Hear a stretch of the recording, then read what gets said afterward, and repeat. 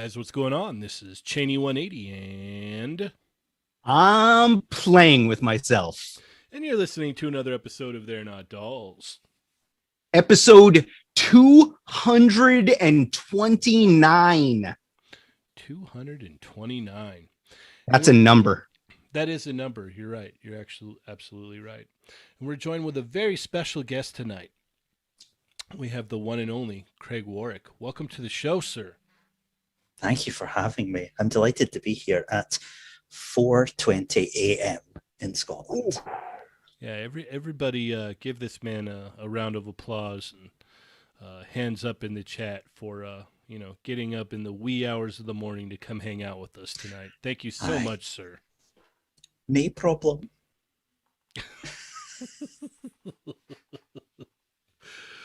All right. Well, we've got a lot of stuff to talk about. We've definitely got some legends to talk about. We have like an hour worth of my haul this week. Yep, every week. Yeah. But before we get into anything else, oh damn it, Adam, how are our Toymigos doing? Okay, I thought we were going to skip this week because Craig is here, but fine. All right, guys, if you haven't already, go hit that thumbs up, please. A whole bunch of you watching. I see in the chat, Migos, tons of people typing. Not everyone has gone over there and clicked a little thumbs up. So please go do so. Once you do that, if you haven't already, you can hit the subscribe button. And there's a little bell right next to that that's for notifications. So every time that we go live, like say for our Tuesday Quickie Minis or our Thursday night show, YouTube will let you know. So handy dandy. And last favor that I'm going to ask of you this evening is share. Go share with your friends. Share on social media, on Instagram, on Facebook, on Twitter, on Clubhouse, on Snapchat, on that's MySpace and Friendster, wherever you hang out and stuff. Go do that. Let people know. Tell everyone in your house to watch because the one and only Craig Warrack is here tonight. And he's going to tell us all about his customizing. He's going to talk about how he feels about the Marvel Legends reveals of the day. He's going to tell us about kilts and whether or not they wear underwear. And he sounds like Scrooge McDuck. So it's awesome. But it's going to be a really good show. Before we move forward, we have a very generous super chat from Omar Vasquez. He says, "Let's go, Toymigos for life." Thank you, sir. He's saying let's go because he's like, just read our damn names already. That's exactly I do. I take too long. I know. Everyone complains. Jurassic Jesse thinks I'm the worst one at this. Anyway, let's see. Chat Migos, how you doing, guys? I love you. I just don't like reading your names. That's all. First up, the Wrestling Hound. Woo! We also got action figure expert in here. Some dude named Adam Van Wickler. Berserk 69, the one and only Ronald Ramos is here. Yay. Oh, my favorite Chad Kinsler. What's checking up, in. We got Matt R. We got Thunder Crow, Mr. William. Dario is up. Hey, what's up, 80s baby? Nick's Figs is in here. Captain McKay is in here. Norin Radicals is here. Santo 1414. Ryan Carper. Destined Anarchy. Dorian G. Ooh, the one and only Chamba is in here. Chamba. We got, I said Destined Anarchy already, right? This is why I suck at this. Okay, Toy Rensu is here. Tony Collector 10 is here. Winger Luz is here telling me that pants are optional, which is accurate because I'm Donald Duck in it. Oh. Fighting Code Names is here. Dorian G is asking me what I think of the Demon Slayer movie, which maybe we'll talk about tonight. We'll get there, yeah. Urban Spidey, Erdem Spurter, Adam number 2, Spidey number 2. Dark Bulb, I probably said your name. Customs by Machu is here. So we got like customizer, like celebrities going on tonight. Dorian G, I think you said your name too, but hey, said it again. Pure Soul 81, action figure expert, 796 Studios is here, dancing the night away. Nightwing X is here. King Megacon is here. Poch Valdez is here. Omega Weapon 13 is here. Laser Pants, pew pew. He's sending me some special stuff that I can't wait to cover in the halls. Oh yeah. NYC Figure Fanatic is here. Echoes Dorkden is here. Luis Marrero is here. Plasti Adicto. That looked questionable. It's meant to be Tuesday Crew Knives, I swear. Okay. But Plasti will probably cut that and use it in a clip to look somewhat worse. Oh. Who else we got here? We got Ray S, Renee Garcia, Scruffy Nerd is here. Omar Vasquez is here. Boop, beep, boop, boop, boop. Destined Anarchy, I just said your name again. Dr. Jones. Dr. Jones, Dr. Jones. Dr. Jones calling Dr. Remember that one? No, Dr. Jones and me. No, I don't think that's not how it goes.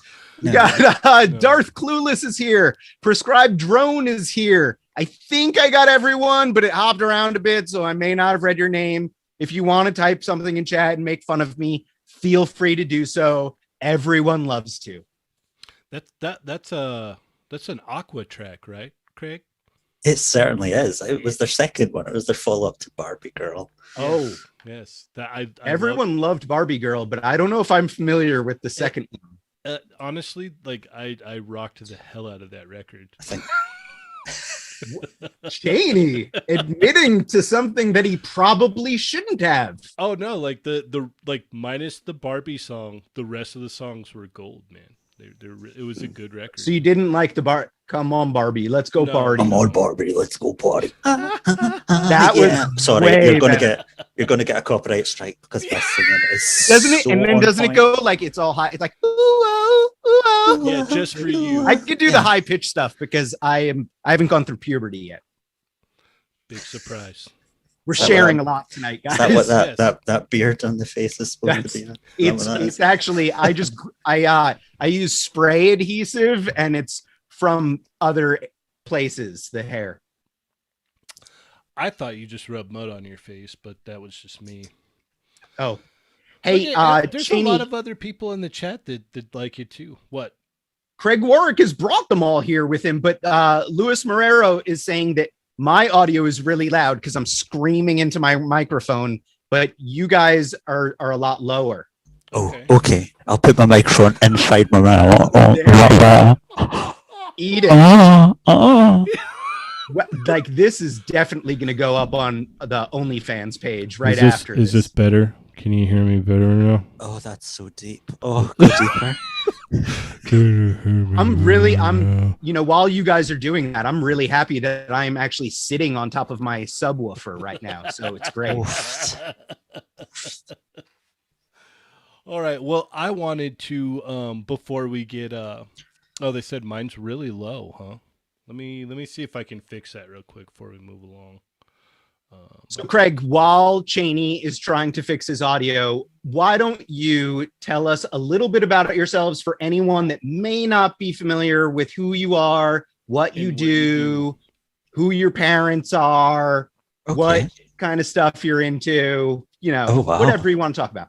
Well, so my Grindr profile then. Hi, everyone. I'm very happy to be here. My name's Craig Warrack. I'm a 43-year-old Scottish Caucasian cisgendered homosexual male YouTuber. I'm a lifelong collector and connoisseur of action figures with a passion for customizing. I'm just happy to be here. Really, that's all. Are you really? It's 4 a.m. I'm really. My emotions haven't even woken up. So who can say? Is my mic better? Am I louder now? I don't know. You sounded fine to me the whole time. Okay. Yeah, I think they just don't know where the volume button is, to be honest. That's fine. Okay. All right. All right. Craig, Plasti Adicto wants to know, are you height? It's a very important question. Are you height? Just in general. It's a little bit of an inside unparalleled universe humor for you. So feel free to not answer. Or do you think I watch other YouTubers? Do you think I have time in my life? Like, no, that's the competition. Look at that. Look at that. He just said he only watches us. How awesome is that? Well, thank you. Yes, I'm going to assume it's not because of me. It most certainly is not. It's that purple background that Cheney's got. Oh. That is nice. All right. Real quick before we move along any further, I've got a couple things that I'm going to give away tonight to celebrate the 10K on Instagram. So thank you everybody so much. First off, I'm going to give away this cozy and button set here. So you got some buttons and a Toymigos cozy. Ooh, buttons! Yay! That's Craig. Ooh, Craig and I cozy. love buttons, and we've never really seen buttons before. It's new. We call them badges over here. Oh, There I you like go. that. They're badges. And then Sounds fancier that way. and then in honor of Craig being here, his favorite character of all time. That lion bitch, Moira McTaggart. Moira McTaggart. Secret mutant bitch out there. And then we're going to give away a vintage card rogue. Whoa! What is even happening? I wasn't Stuff. consulted about any of this, guys. And last but not least, we're going to give away Oh, the, Blood! a major, Major blood. blood! the major himself. Yes. I'm gonna spill some blood. So I can't believe you're giving away a major blood. This is insane. you say that for everything I give away. Well, because you give away really good stuff. It's like I'm gonna try to find the worst thing that I have laying around. That hat. Oh! Too soon, Craig. Too soon. So I was asking Craig if the hat was okay before the show, and he told me it was. Can I you? don't think so. Yeah, actually. yeah. Can you Man. show us what the other option was? Because I think the chat amigos really want to see what the no Well, the that- third option. that was What smooth, tilted? hiding the third option there with a little sleight of Yeah. He just- the prestige.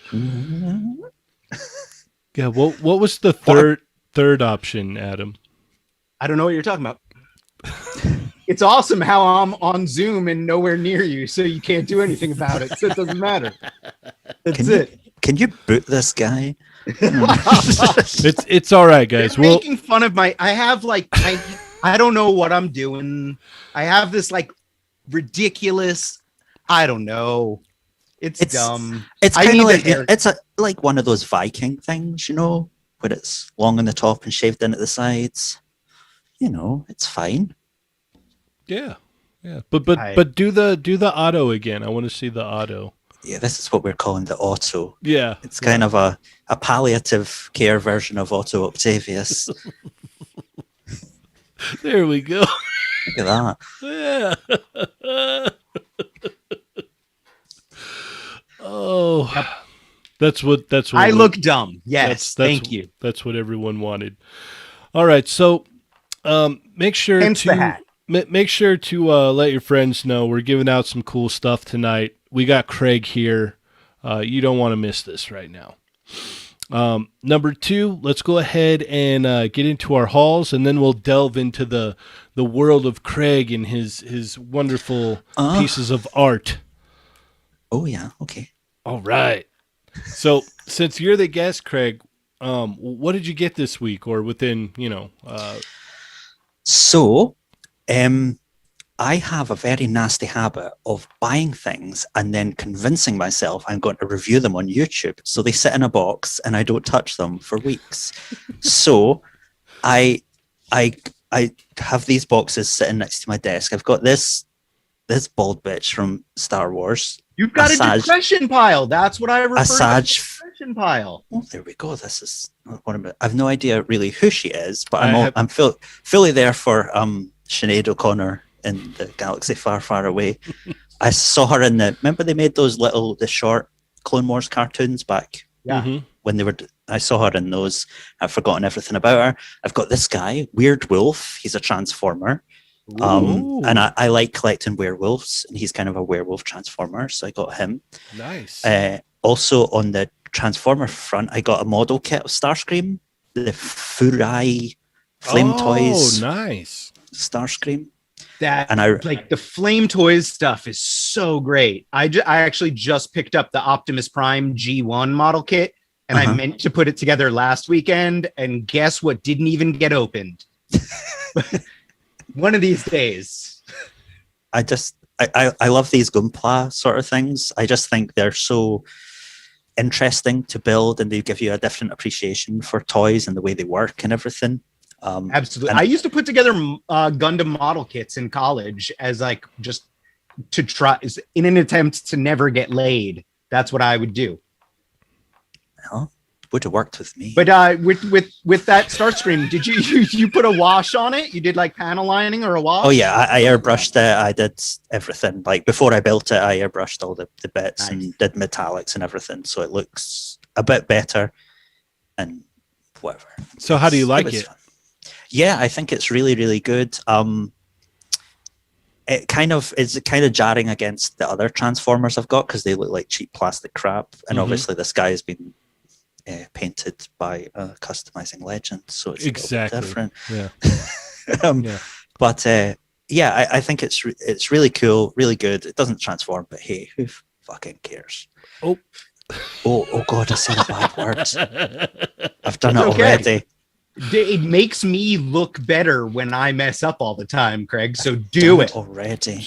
All right, that's around 18. Mark the time. That's what I'm doing. Silence me, boot me, strike it. You've got this as for kids on YouTube, right? That's yeah. Great. You can go in with Ryan's Toys or whatever it is. I've also got some G.I. Joe guys. I've got Firefly and Zartan and Cobra Trooper. How did you, for Firefly, was it easier to get for you in the Highland, or did you have to get it from someplace else? Oh, there's a wee gypsy woman that comes around the village every other day, and she brings G.I. Joe with her. And we pay her in clothes pegs and heather. Pre-ordered it online. It's funny. I don't know. Yeah, and I got that Major Blood guy as well. So I don't understand the kerfuffle that goes on in America with people shooting each other at Target for a Lady J, but I don't know. Says the guy that has to like fight the Kurgan in order to get toys. That's right, I wrestle them off Nessie. There can only be one. Only. So yeah, that's what I've got. A bunch of stuff that I need to open and enjoy. Okay. Awesome. Adam. Oh, it's my turn? Yeah. So this is going to take us till about 9:20 or welcome to the end of the show, guys. Yeah. That's it. Or 5:20 your time, I think, Craig. So, to our this, I'm starting off with something that I owe to our dearly departed fallen Fett. So he convinced me to buy this. He did all the research, but we both like masterpiece Transformers, but neither of us can afford them. So that the MP44 Optimus Prime was like $400, and that's like, I wanted it, but $400 is crazy pills. So Ernie did all the research, found a knockoff one. Then he like got it, and he had to make all these modifications to make it decent. Then they put out they re-released it in slightly different colors, but with all the fixes. So Ernie got that one too. So I used his knowledge and then just only ordered the good one. So this is a third-party MP44 Optimus. It was under $100 shipped. And I mean, like, I can't tell that this thing isn't official. Like they ship it without the Autobots emblem on there, but they include it. So it's like in a separate little plastic bag, and you have to like pop off this one panel to pop it in place. But otherwise, this thing is great. It comes with 3 heads, couple like his blaster, jetpack, the energy axe. So like all the weapons that you would want, and it's like, it's awesome. So Phil Phil just commented. He said, "How do I fast forward Adam and get back to Craig speaking?" Oh, thanks a lot, Phil. Just hold up your toys and I'll tell them what it is. That's probably a good deal. Do you know who this is? That's one of the Tekken guys, Jin Kazama. That's Look correct. at that. So And he comes with spaghetti, apparently. He does. He comes with a spaghetti arm. But I used to play Tekken in college instead of going to class. So I'm a big fan of Storm Collectibles Tekken line. The Jin figure is great. Moving right along. I got my Buzzmod Tanjiro in from Demon Slayer. Nice. It's cool. It's a good figure. They're overpriced, but it's good. And both the show and the movie are great. And you should check it out. They do cry too much, though. Nezuko approves. She's on the way. I should be getting her soon. So I ordered this. I talked about this in the Quickie Mini, but our very own Chatmigo, the glowing ghost, digitally sculpted, printed, and mold cast robot. It's a reaction robot from Invincible. He made this cool little plastic baggie with blood splatters and stuff. It's resealable, and then robot himself is right here. Never mind the red paint on my fingers. Hold on. That's not paint. It's not paint, I swear. But it's a really cool little figure. It's a reaction style, so it's 5 points of articulation. Really well done. Wanted to support him. I'm not sure if he still has more, but you can go check out The Glowing Ghost, no spaces, on Instagram and see if he's got any more. All right, and now we're going to get into people that I owe stuff to that I want to give shout outs and make sure I give the correct shout outs, actually. Beep, boop, beep, boop, beep, boop, pay no attention to me. Bop, bop. Okay. First up is the Target exclusive Clone Wars Anakin and Obi-Wan. Both of these guys, here, hold my hand behind them. Whatever. You know what they look like. Oreo Mega got these for me. That's not how you say his name, but I like Oreo Mega. It sounds better to me. Thank you very much for helping me out here. Our Chatmigos in general have been awesome in the Discord, on Instagram, in here, helping everyone out. I think a lot of people have managed to get these Clone Wars exclusives due to the fact that we have such a great action figure community and collectors helping each other. So very, very cool there. And then following up directly on that is Disavowed Action Figures helped me out, and I got Echo. So Nice. Arc Trooper Echo as well. Another awesome Chatmigo, Disavowed Action Figures. So thank you very much, kind sir. And then last but not least, see, I'm almost done, I swear. Hurrying it as much as possible. Phil, stop texting me. Craig is going to get to talk. So, the great Laser Pants from Infinity Equation took very, very good care of me, and he helped me out, and I got a major blood. Now, if you listen to the Toymigos Infinity Equation crossover episode from last Friday, if you haven't, go check it out. It's on the Infinity Equation page. Mm-hmm. You will have heard that there was beef between Toymigos and Infinity Equation, but the beef was because Laser Pants had previously sent me an action figure, but did not include a picture of himself, which I was jealous that he had not included a picture. So he was very kind and included a picture of all cast. four of the Screen grab Infinity this. Equation. These buttons. So we have Bobby Vala. Can you get that? Can you get that closer to the camera? There we go. There we go. Oh my goodness. Have you ever? They do like to wax, apparently, though. I didn't expect. I mean, it's a really good looking cast. So anyone that hasn't checked out the Infinity Equation should go do so, because they are wonderful fellas and Man, they work out. Yeah. They look good. They look real good. All right. All right, Good. I'm done. That's it. See? Okay. It's pretty fast, maybe. All right. I was able to also, like the rest of you guys, acquire Major Blood. Yeah. So that 2. was cool. You have 1 to give away. That's Yes. insane. Yes. Because I'm always thinking of you guys out there.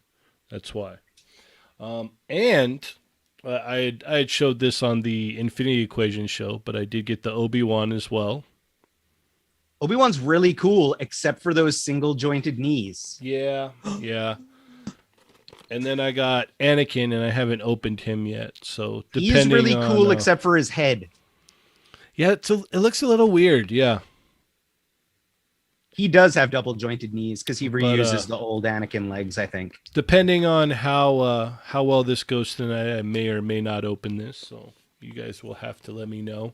And then I also got in a very amazing care package from Chamba himself with all kinds of delicious Australian goodies and all kinds of stuff. I've got to divvy that up and send it out to the rest of the guys. Were there any gigantic spiders in the box? You know what? That's not the first time I heard that. Someone told me, they're like, dude, you need to check that for spiders. I'm like, I looked. It was, pretty good. I would like to also call dibs on the kangaroo meat.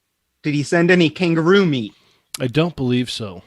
What about Tim Tams? He must have sent Tim Tams. Oh I yeah. believe there are Tim Tams in there. Cheney sent me pictures, so I knew. Spoiler: I knew that there wasn't any kangaroo meat. So And you know Damn how it, to do Chamba. you know how to do the Tim Tam slam? You know that? No, I don't know anything about that. So Tim Tams, you bite off an end, each end, and then you put it in a hot drink and you use it like a straw and you suck up the hot drink through it. So coffee or tea or something, and then you eat it. It's a Really? Tim Tam slam. Okay, I'll try That's that. what Australians told me. I've never done it myself because Okay. what do they know? Is that like? Can you do it with an alcoholic beverage of some sort? I don't see why not. Yeah, Sweet. you could. Sold. You could. Yeah.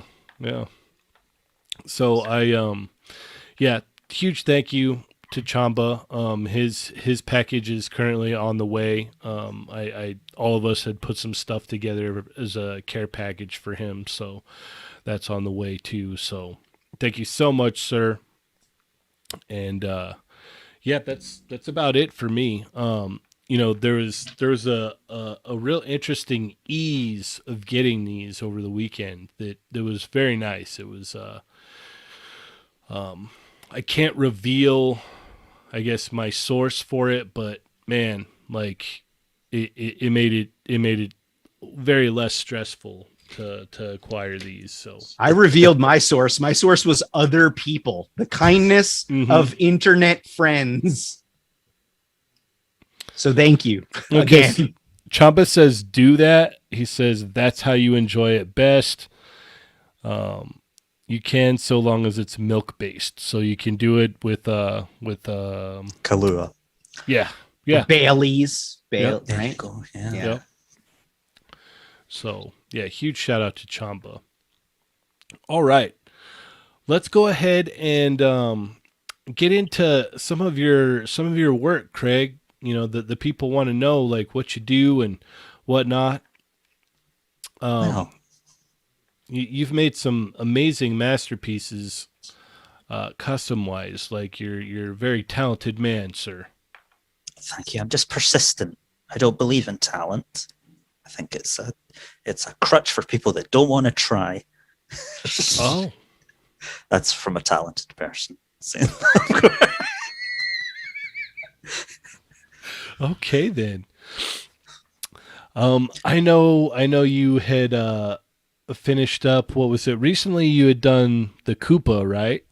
That's right. I did Bowser. Yep. He's So over here.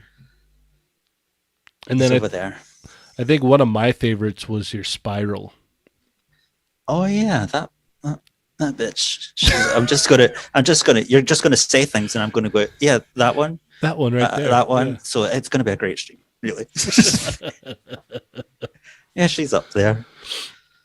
I could hold on. I could go get them. I'll have to take my headphones off. Okay. I might leave. Okay. I might leave Bowser where he is because Yeah, disaster may strike. no. Okay. Don't say mean things about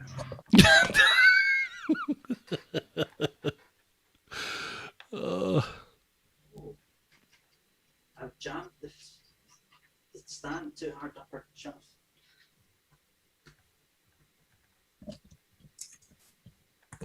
Hi, hello. all Here's right. Spiral. She's come to say hello. Oh, so awesome. We need a new one. So good. We need a new one so bad. So bad. Yeah, that's her. And what did you make that out of? Who can say? I don't. You probably don't really remember. It's been a long time. It was a whatever. Like I think there was a 3-pack. Ms. Marvel, Captain Marvel. Mm-hmm. There were a bunch of those. Remember those terrible Magic the Gathering figures? Yes. We worked on those. Well done. Well done. They were like I mean, the sculpts weren't terrible. The quality, right? Like the plastic quality was what was really bad, right? Or no? If you think they were terrible across the board, that's fine. I've heard worse about work. The pre-production things looked amazing. Oh, okay. See, now So- that's all that matters because we only did the prototyping. There you go. So something went wrong in the actual production process that turned them into hot garbage. Yeah. But but yeah, so there's a bunch of stuff in there. Whatever it takes happens. Everything is fodder. Nothing is sacred. That's my collecting life. Awesome. I like that general attitude. You know, like it's like everyone's gonna get mad, especially Phil. He's gonna be like, stop talking about yourself. We want to hear about Craig.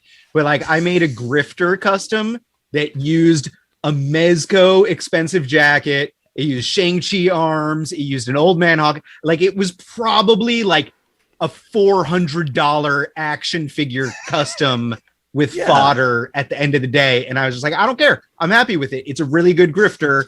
So that's all that matters. That's absolutely, yeah. I get comments on my YouTube videos where they go, I can't believe he used the whatever. That figure's really hard to find. A General Grievous to make this figure. I'm like, okay, so I took a hard to find figure and I made a one of a kind, impossible to find, only I have it figure. So what's your problem? Mm-hmm. Yeah, I remember I had made a dark Miss Marvel from the Moonstone before they came out with that 3-pack Miss Marvel that you were talking about, and people had they did the same thing. I can't believe you used that for that. I'm like, well, it was basically on like a white body, so it gave me like a blank slate to work with. Like, yeah, if you want something, make it, because chances are you'll not get it for years, and by the time they do make it, you won't be into it anymore. Very true. You'll have got over it, and also they'll not do it very well. Which is no one can make the figure that you really want except yourself, because we all see these things in slightly different ways. So it's a really great experience to dive into that. What do I like about this character, this figure? What do I want this figure to do? And it really gives you an appreciation for action figures and what they can be, rather than just ticking up, like if, ticking a box, we need to fill this space in a collection. Bam. But that's often what the toy companies do. But if you really want a figure that ticks the box in your head rather than the box on a shelf, that's the real fun of customizing, I think. absolutely. We had a comment from Custom by Machu. Oh no. Said he's the customizer that inspires most of the customizers that come across him. I would agree with that. Your name pops up a lot. You do amazing work, sir. Thank you. No one hits the follow or subscribe button though, so I don't really know who these people are. I do get, sometimes I got a comment on one of my videos this week of a Venom, Superior Venom that I made, and I was like, I was here, I watched this when I was a child, and now I'm trying to customize. I was like, oh my god, how old? How old am I? Speaking of that, what initially got you into doing this? I've always done it my whole life. I was born in 1978, so I grew up in the 80s, which is the golden age of the action figure. I know people think we're living in a golden age now, but it's like, no, this is more of a bronze age, really. This is like the golden age of action figures was back then, and everything had an action figure. Action figures were really experimental, really interesting, and there was no limit on what could or could not be an action figure. It didn't have to be a huge property. And you would get weird things with action figures, like RoboCop.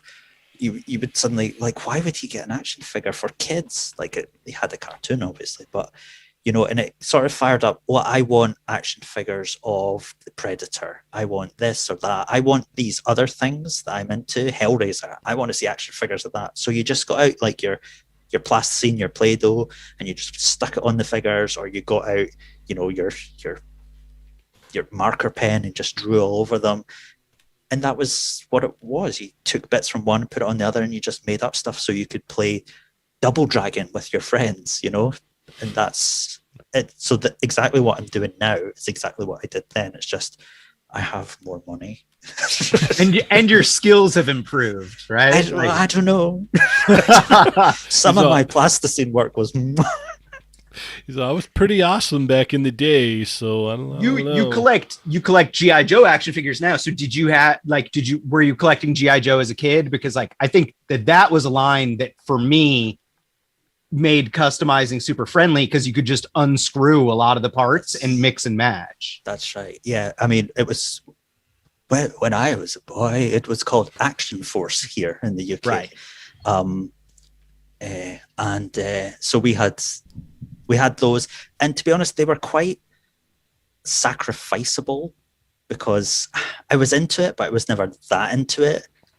So they were always the guys that got like the plasticine on them and remade into the Predator or the Double Dragon guys or whatever. It was always the GI Joe guys that got sacrificed to. Good for you for like sculpting when you were that, like, because like I'm also a fellow 1978 child, and like I had a younger brother 4 years younger than me, and like he hated the fact that I used to unscrew the GI Joes and put them together differently, and like I didn't have any real supplies, so I was using stuff around the house like Sharpies and whiteout were like my main things. So I was literally using whiteout as paint on stuff. It was awful.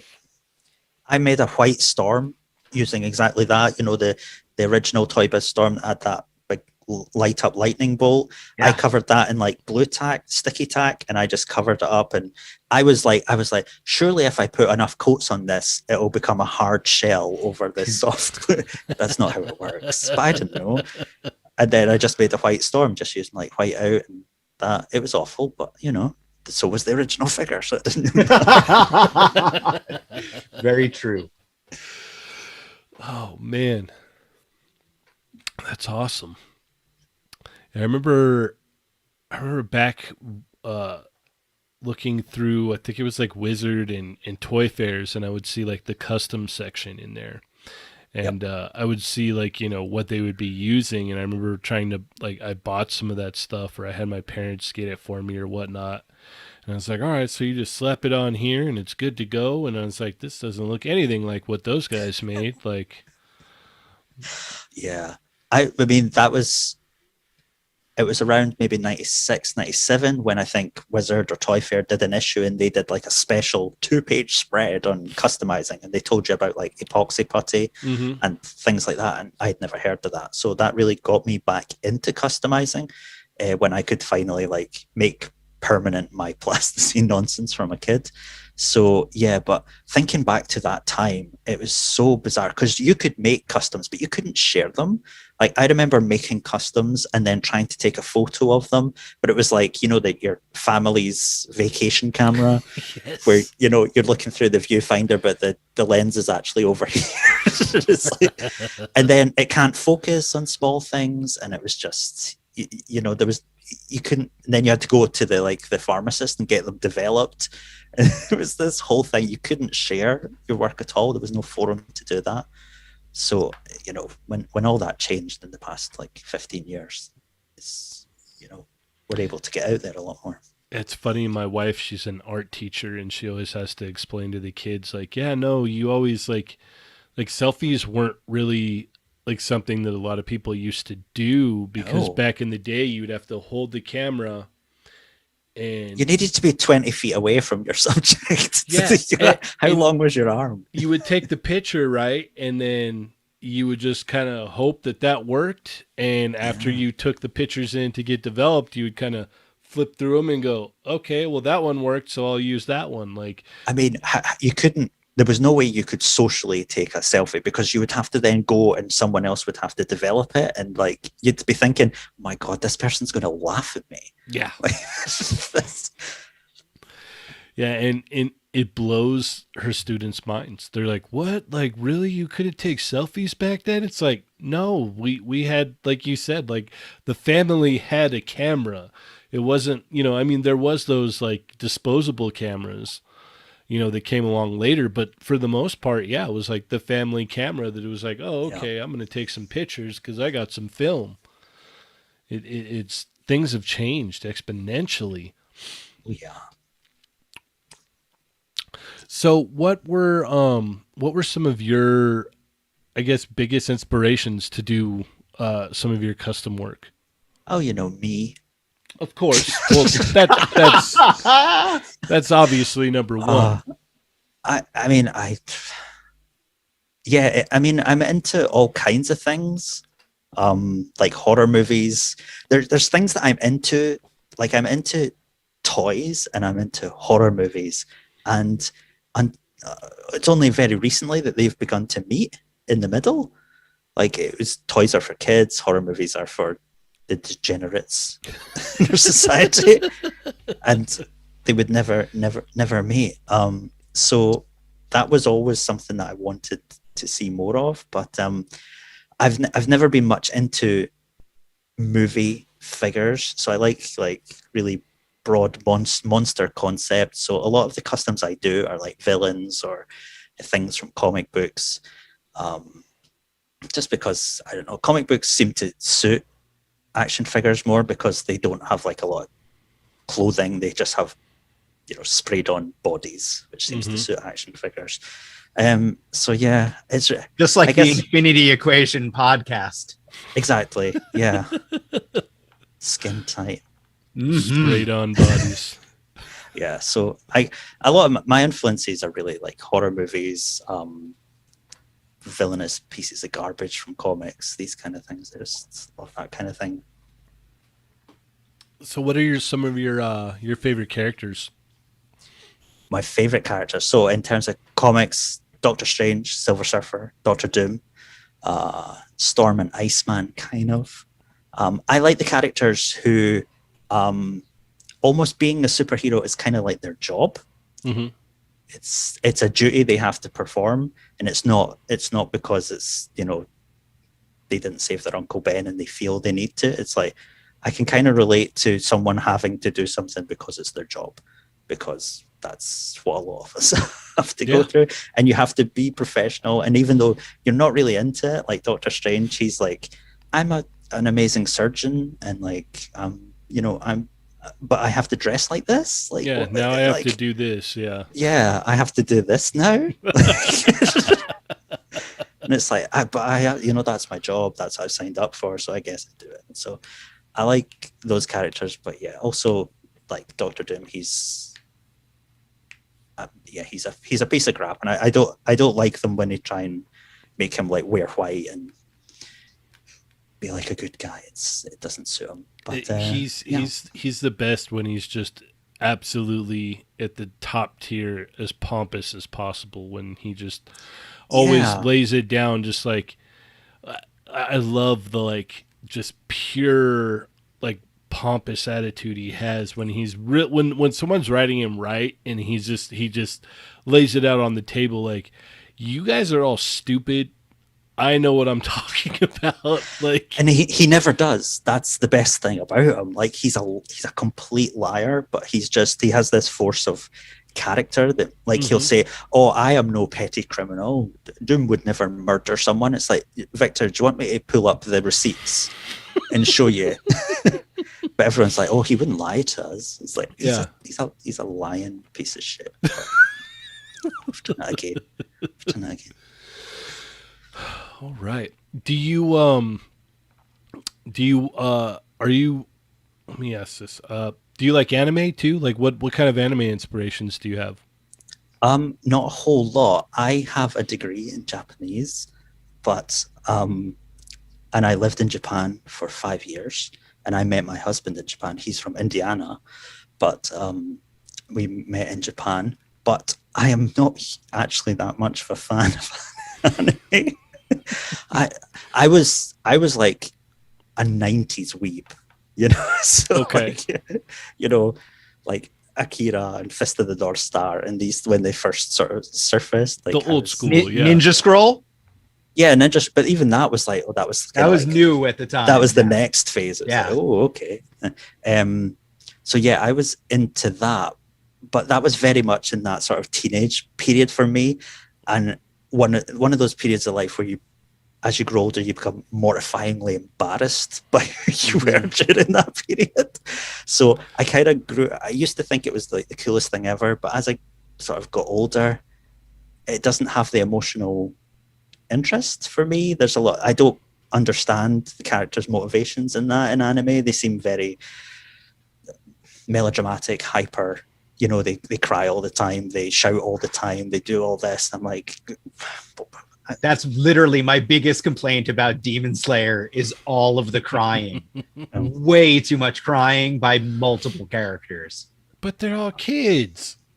I don't remember crying ever. Well, My entire life. Did you ever go through all of that? No. I So- live a very privileged life where I play with action figures all the time. Nothing to cry about. Yeah. See, so anime doesn't really. I mean, I fully appreciate it, and I know it's not for me. But yeah, I don't collect any of the figures. In terms of Japanese stuff, I like Japanese horror, and I like the kaiju stuff, so like Godzilla and all that. But anime is not really there. Video games are a big thing for me. But Did you say that you speak Japanese at all? yeah, yeah, the chat wanted you to say Yeah, something. they want you to say Japanese. something in Japanese. I mean, you could say anything at this point. No one would even know. they probably will know. Nani ga you? What should I say? I don't really know. It's been a while. I mean, I used to live in Japan and I studied Japanese, but my Japanese speaking was never that great. But I don't know what to say. He's on the spot. It's okay. Yeah. If you think of something, that'll work too later on. Don't worry about it. You're good. All right. Well, what video games were you into? What kind of video game influences? What's some of your favorite video game stuff? Oh my goodness, that's everything. I mean, you've seen. I've got all the. You know, I'm working my way through Nintendo villains. So I've done like Ganon up there from The Legend of Zelda. So Legend of Zelda was obviously a big one, and I mean, who doesn't like Mario? There's Bowser, and I'm working on Ridley and Mother Brain from Metroid. So, you know, Nintendo things are big for me. Heck yeah. Awesome. Street Fighter. I guess Street Fighter 2 was the real reason that I started to study Japanese, because they would say the words when they did their moves. And I was like, what are they saying? What does it mean? It's so amazing. It's so in depth. It's so cool. You said the magic word to make Cheney really excited. Now just so Street Fighter, now just work Wolverine into the conversation somehow, and Cheney's just gonna like wide eye stare in wonder the rest of the episode. Oh, just stop. I already told Craig I love him. It's awesome. It's all good already. He already knows. You have a really cool custom of yourself too, Craig. Oh, yeah. I wish this was longer. That's what she said. Oh. That's never been said to me. Well, you're Scottish. The kilt, like, just lets it all hang out there. That is so awesome. I'm actually really jealous. I've never made a self custom, and I should. I've had my head scanned at work, and it's like around, but I just haven't. Just a cat scan, though. Yeah, exactly. It's not anything good. It's kind of hideous, actually, but one of these days, maybe. Yeah, I've been trying to get into like 3D digital sculpting, just because it's a thing that's commercially available to amateur mugs like me now. So yeah, I thought I'd give it a try. And what better way to start than by looking at your own face for hours? And you start off with, in these sculpting apps, they give you like a plain head, and you spend hours deforming it. So it's like, oh, my face is not symmetrical. I better do this to that. My eye droops over here. My head comes to a point like this. It ends with a whole bunch of tears and self-hatred. It's a horrible experience. Horrible. It's like, oh God, what's missing? Wrinkles. Okay, well, let's stick them in. So yeah. The whole 3D printing thing is really opening things up, and I'm sure you've all seen that people are making their own stuff and even selling their own stuff, sculpting their own stuff. And it's a really interesting time. So we'll see what happens. And I've often thought, well, I'll make these and see if anyone wants to buy my head. But then, there's the whole other side. There's the whole printing side, which is a whole other thing. It's a mess. It's disgusting. It fails. It's expensive. It's a completely different beast. It's a whole new arena. Yeah. I've been thinking like back and forth. I'm like, maybe I should get one. I'm like, no, because that's a whole other thing, and I've got plenty on my table. As a lot of people think it's way easier than it is. The guys that are doing it, and there are a lot of guys. There's guys in the chat right now that are doing it. It is a skill. It's a real thing that it's not just easy. It's not, there's a reason why people are paid to do this for a living, because it's a job. Yeah, it's totally like there's making the 3D prints. You've got the digital sculpting side of things. Then you've got the technical side of things. Like you can be a good sculptor, but then understanding meshes. And then when you come to print, you have to do the supports, and then you've got to pour chemicals and set exposure times and everything. It's like, oh, can I just go back to sticking plasticine on and hitting it with a toothpick? Like, can I just do that again? Craig, right now, Phil Ramirez is loving everything that you're saying, because he still feels that he's now a digital sculptor entirely, but he would love to do everything traditionally still. Yeah. It's just the way it is now. I mean, Phil's a legend. He's it was, Phil was in one of those issues of Toy Fair where they did an expose on him. Yeah. And he looked so hot. Like he looked so hot in that. He is a big, he's like 7 foot tall. He is a tall drink of water. He is a very threatening looking man. He's like the whitest Latino.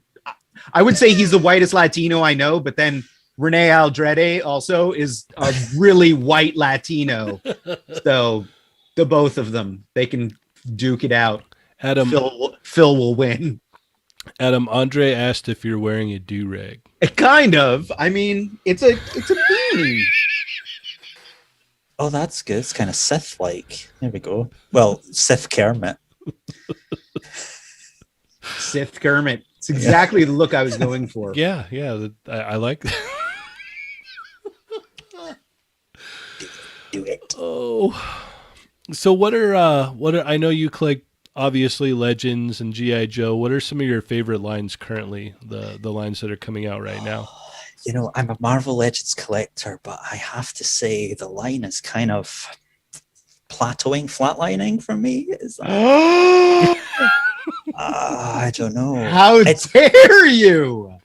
It's the character choice. It's just... Oh, just wait. Trust me, we're still doing good stuff. I'm not just saying this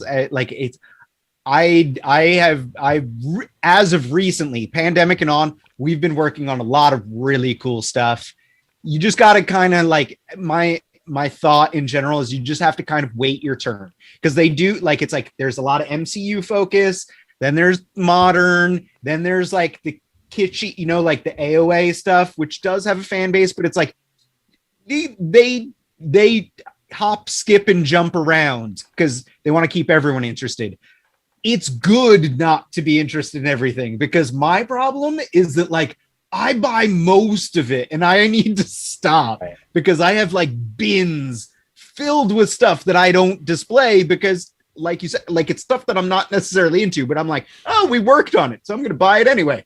I would much rather be like, no, I'm just going to buy classic comic book stuff. But there's coming.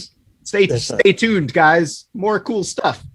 I've been managing to kind of take that attitude these days that I'm happy it exists, but I don't have to own it.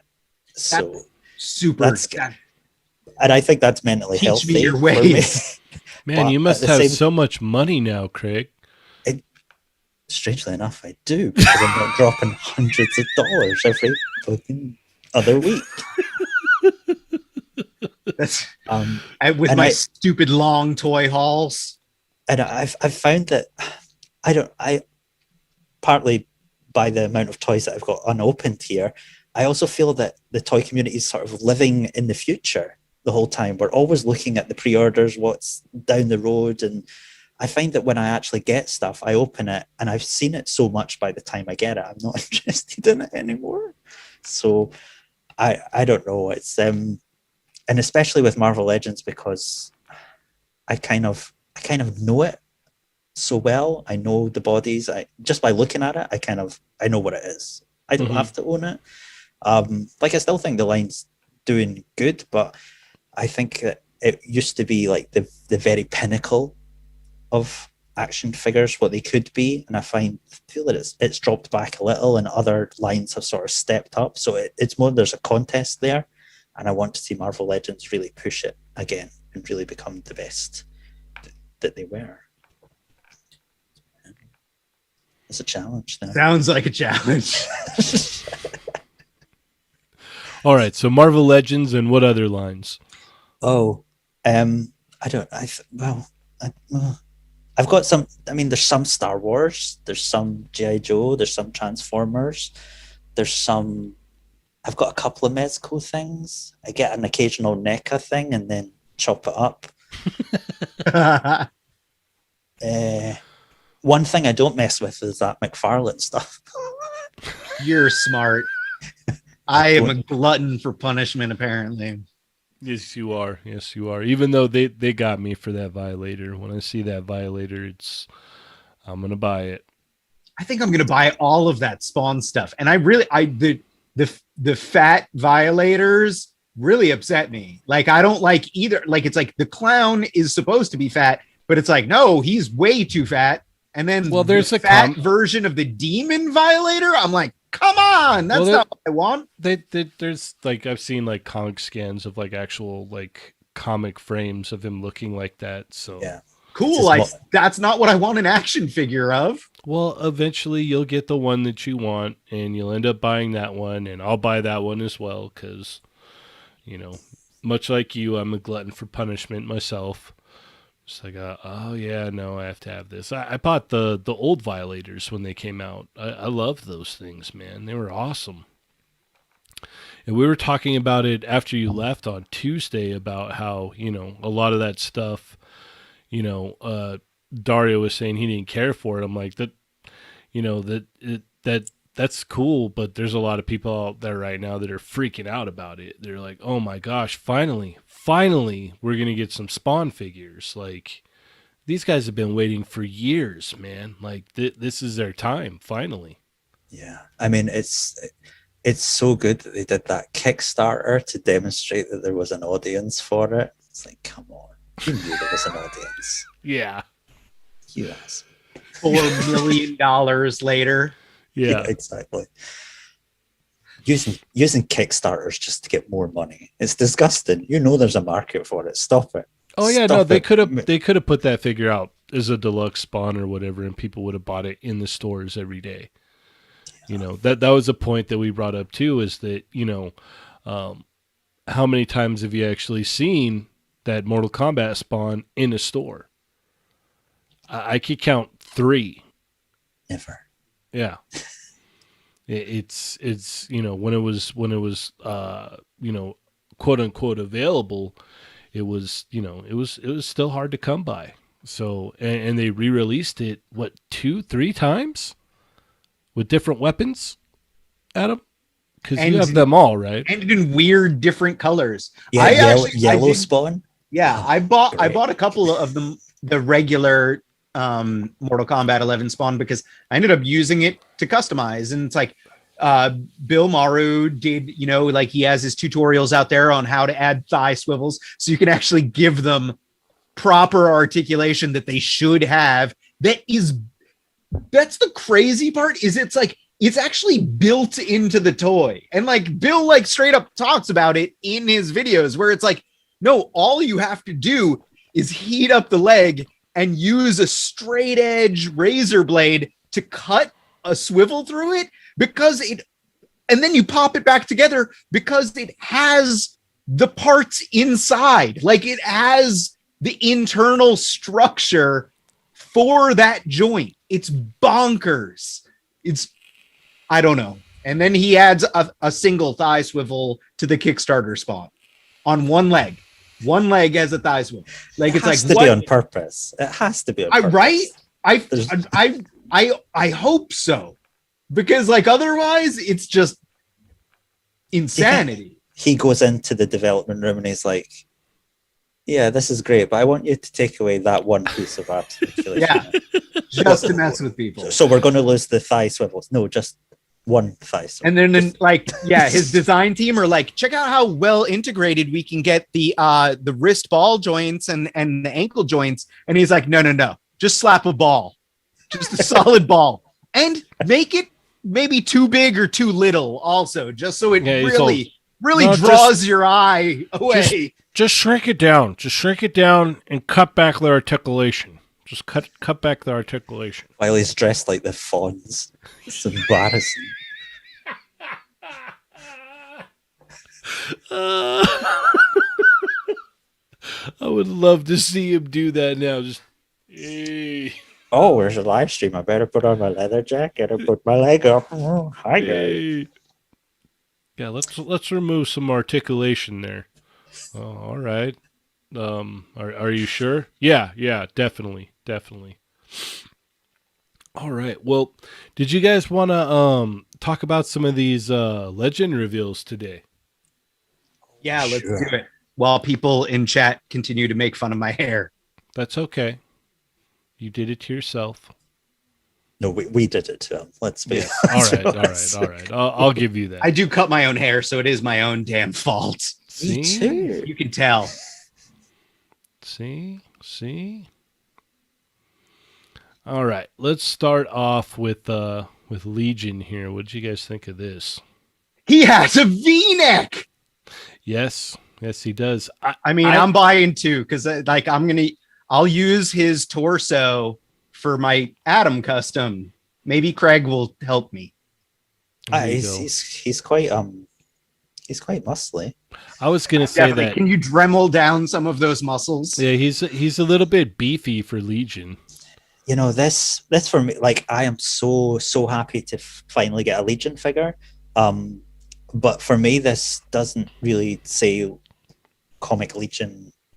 Like, I always thought it was really spindly, and the face is so extreme, and the hair is, sure, it goes straight up, but it kind of goes off a funny angle. And, like, you know, you just see, I just have these images of him, like, being crazy and all huddled up, and I just don't think this figure brings that. But maybe when it's posed, it might be better. I just think they wanted to use the Shang-Chi pants, so they had to use this body. Oh, yes. Very true. I knew I recognized those from somewhere. We have a very generous super chat from Punker Mike. He says, if they were to do another legendary comic book heroes line, who would you like to see in the wave? Punker Mike. Oh yeah. Well, I would love to. I mean, Legends of Comic Book Heroes, great line. I wish they'd done all of the Dark Judges from Judge Dredd. I really like sort of 2000 AD sort of stuff. Not huge into indie comics, strangely. So, yeah, the Dark Judges, and I don't know. Even if they went into some of like the EC comics, the sort of Tales from the Crypt sort of monsters and that kind of thing, I'd like to see that. But I don't know, things like a Dick Tracy or whatever. I'm like, I don't need that. I don't need Ripclaw. Well, instantly I feel sad. I have a very special Ripclaw here with me. It's true. I gave Cheney for his birthday a test shot of legendary comic book heroes Ripclaw. Oh, because I love him. I mean, he was always the hardest one to get when you wanted to build a figure for a custom Hulk that someone was commissioning you for. Right. So true. All right, next we have Age of Apocalypse Rogue. What are your thoughts Cool. on this one, Craig? Oh, I mean, cool, I guess. It's like they're all Age of Apocalypse, so I could care less about. No, I love the Age of Apocalypse. You're just not going to buy any of them. I mean, I sort of skipped most of the first wave. I got Morph and X-Man. So having skipped most of that, it's kind of like, well, I guess I'll skip these as well. Even though I really like the Age of Apocalypse, I think Marvel Legends has a great continuity in its look. I think that's a real strength of the line, that all the figures look like they belong together. They all have the same sort of style. But for me, a huge part of the Age of Apocalypse is Joe Mad's style. Mm-hmm.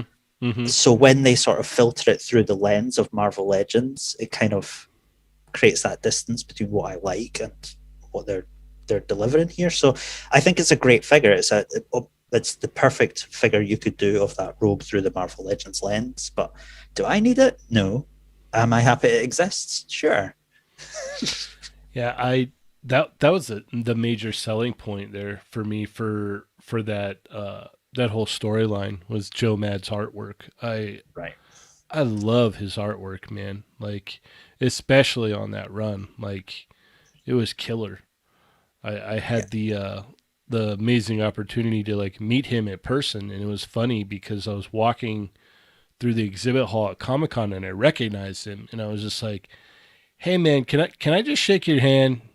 Like, thank you for, like all that you've done, and like I'm just a real big fan of your artwork." And he's like, "Oh, no problem, man. Awesome, thank you." It's like, all right, whatever. But yeah, no, it was super cool getting to like I just like spotted him out of the blue, and my wife was like, "Who is that guy?" I'm like, "That was Joe Mad." Like, I still don't know how Who to was properly that? say so. That was the creator of Battle Chasers. Yeah, he did that one issue of Battle Chasers.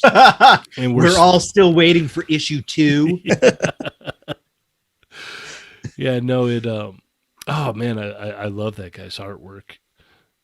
It was funny because I could be wrong with this, but I think he did eventually end up leaving because he wanted to do Spider-Man, and they told him no. Oh, I think he just wanted to play video games and design his own video games. Well, like no, that. he had a lot of he had done concept art for a Spider-Man book. Like, there was a bunch of stuff that he did. He drew a lot of Spider-Man stuff, and I guess they never approved him to go on Spider-Man. So he's like, all right, well, I'm going to go. Like, I really want to do Spider-Man. I mean, he was so good on X-Men. Like, I know there's people who weren't there at the time who think it's disgusting. It's like terrible. But at the time, oh my God, like, it hit in that it was American anime, but not, it was not like where they were drawing like big eyes and it looked kind of off. It was like cool Western anime style. And it was just so interesting. The shapes, the big hands and the big feet and chunky, all this stuff. It was just so dynamic. Mm-hmm.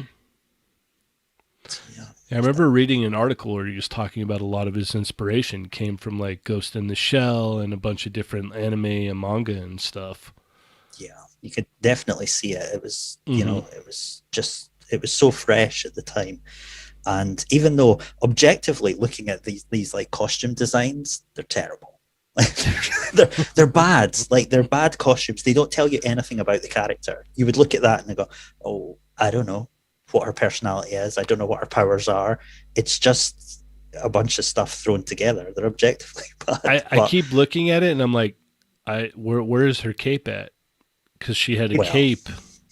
Well, it's like this was the 90s, right? So it's like everything in the 90s was just like, does it look kind of cool? And like that's what it's like. Iceman has no mouth. Does it make any sense? No. But does it look cool? Totally. It looks cool. So that's it. Dude, Iceman was like one of my favorite things about that. It was like in that story they took Iceman and went to the extreme. Yeah. I mean, Iceman's the 5-inch Toy Biz figure of the Age of Apocalypse Iceman, that figure was dope. Yeah.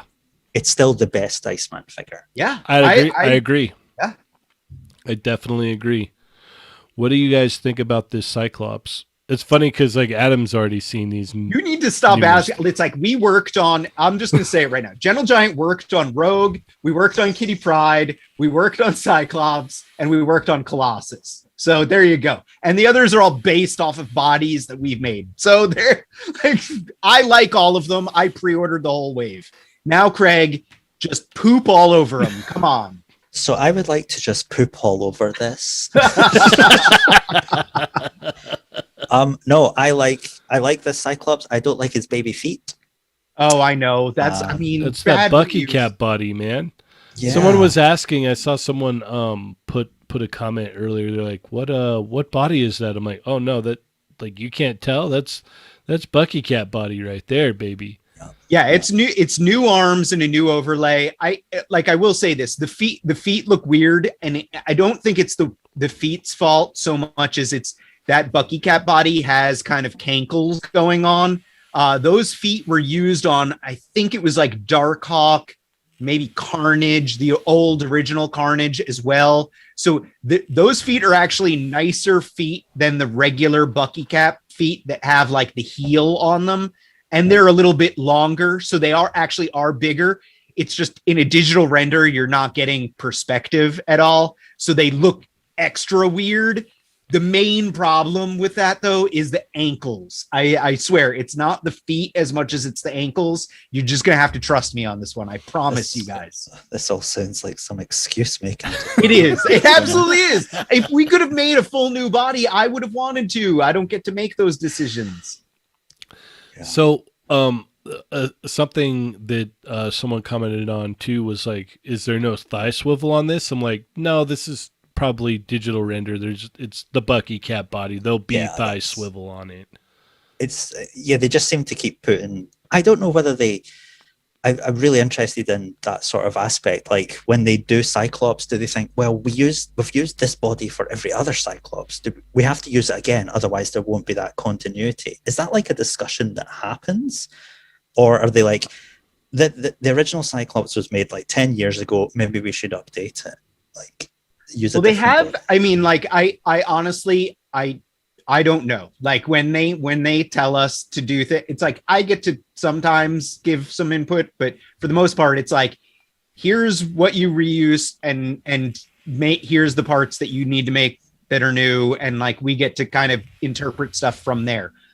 With that said, your point is like a valid point for saying like, hey, we made Cyclops on this body. Should we keep making them on this body? But they have, like there are like definite options in the line where they haven't done that, where they've had a character and then made it on a different body type. So it's like, I would hope that it's like, hey, maybe we could get a Cyclops on a newer updated body type at some point, but maybe, like that's the other thing that you have to look at toy lines across the board. Star Wars is like, the gold medalist in what I'm about to say, where it's like, hey, you've bought these characters before. but now we're going to make new versions of them and you're going to buy them all over again. So it's like maybe they want to do every single Cyclops on the Bucky Cat body and then start redoing them when they develop a new body on a new body, and you'll buy them all over again. So I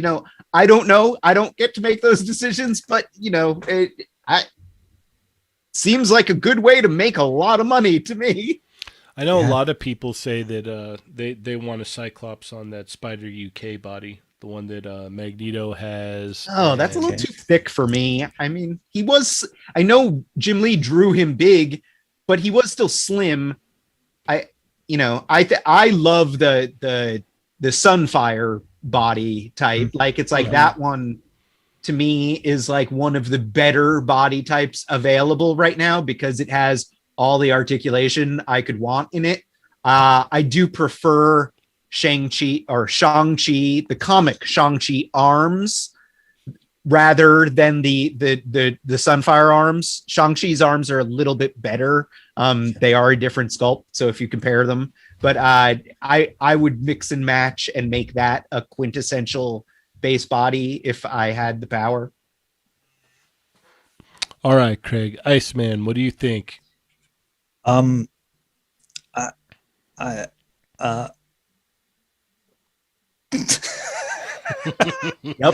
It's hard to tell. It's hard because it looks like a disaster of transparent rendering. It's hard to tell what you can. All I can see is all the pegs through it, and that. So it's hard to tell, and I can't really see his face. Mm-hmm. So it's until I see like kind of from the side. I'm not a fan of this outward thing. Like I kind of think Iceman he was like the coolest looking character from that. Mm-hmm. He had his face was very narrow and pulled in, so stylized, and I look at that and it looks kind of like, that movie Legend. There's that that green monster that comes out that it kind of like a Bucklebones. Yeah, it kind of looks like a witch or something to me. It doesn't look like a T-1000. Cool. Agreed. He's missing a little bit of the crazy geometric kind of stuff that they could have done. Mm-hmm. Yeah, I thought for sure if they were going to tackle him that they would have added a lot more to it. Like we would have gotten new a deluxe figure. That would have been perfect. That would have been absolutely perfect. Where we got a swap out, kind of like how you could pop off, swap out Cannonball for like give us that lower body to snap the top on. Yeah. And like big bulky shoulders, and because he was, like you said, like I agree with you, he was the most interesting looking character out of that whole thing. Like he looked so cool. It was like, oh wow, I didn't know Iceman could do stuff like that. Like it was so amazing. It made you wish that normal Iceman was like that, and then they kind of tried to make him like that when it all stopped. But so I mean, this is probably the figure that I will have to get because I just love Age of Apocalypse Iceman so much, and Iceman's one of my favorite characters. So I'm going to get this, but I wish that I liked it a lot more than I did. But then I have that really high bar of expectation that this was never going to get over, unfortunately. But I think it's good. I don't know. Iceman seems to be getting a lot of figures, but none of them are really there. Mm-hmm. I agree with that. Yeah. We still have to have yet to get the definitive Iceman because they seem to be all over the place with it. Yeah, I think this is this just the body that he came with in the Juggernaut wave? Yes. So that's kind of like I don't know. He had that huge ass hanging off of that huge Superior Spider-Man butt. I mean, like I say, it's hard to tell with the render. Like when I had to dry brush several Iceman figures to kind of bring the sculpt out. Mm-hmm. So that may be the case here as well. But I don't know. Yeah, no, I'm buying it no matter what. But it's like I wanted a little bit more. Like I would go back in and buy more, like buy again to get like a deluxe version. Like I would be down for that for sure. Absolutely. And it's with Iceman as well, because it's essentially just changing the heads to create a new version of him each time, Mm-hmm. and having an ice slide and effects and these kind of things, I think it's pretty easy to do. But yeah. All right. Here we have Kitty Pryde. And she looks mad. Well, She is. She was very angry in that storyline. Mm-hmm. I have to point out here that Kitty Pryde is my comic book nemesis. Oh. What? Why? I can't stand her. I cannot, like, she's the heart of the X-Men. Is she? So you share the same sentiments as Public Enema KJ then? Well, he's clearly a man of refined taste. That is true.